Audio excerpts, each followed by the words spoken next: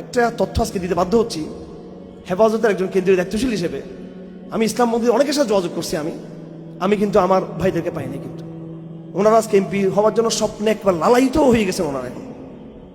এখন আমি বলতে চাই না ভাইদেরকে, আমার ছোট ভাই বড় আমার সমাবেশ যারা আছেন, কেউ কেউ তখন তারা, কারণ তারা মনে হয় হারুন একটা পাগলা, এটা মনে হয় এটা আবেগেই ও সরকার তো টিকে যাবে, হাজিরা টিকে যাবে, হাজিরা টিকে যাবে, এরকমটা ফোনের রেসপন্স পায় না। কিন্তু আল্লাহর এক বন্দাস ক্যান্টনমেন্ট থেকে ফোন দিল এক সেনাবাহিনীর মিডল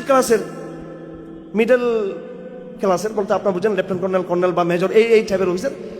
সে তার নাম আমাকে বলে নেন।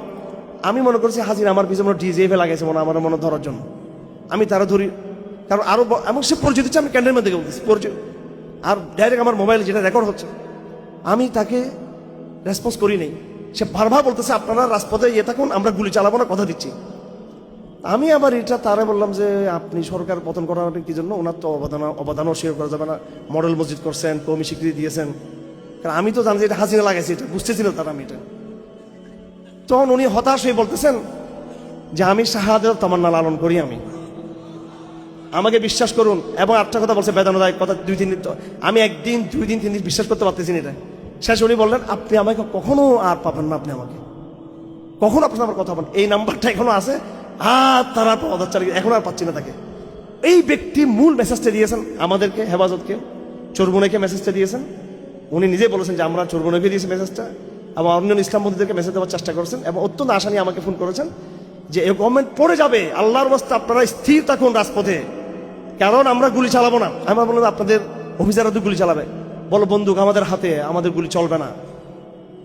এরপরেই কিন্তু সেনাবাহিনী যারা এলিট ওনারা কিন্তু চেঞ্জ হয়েছেন কাদের কারণে?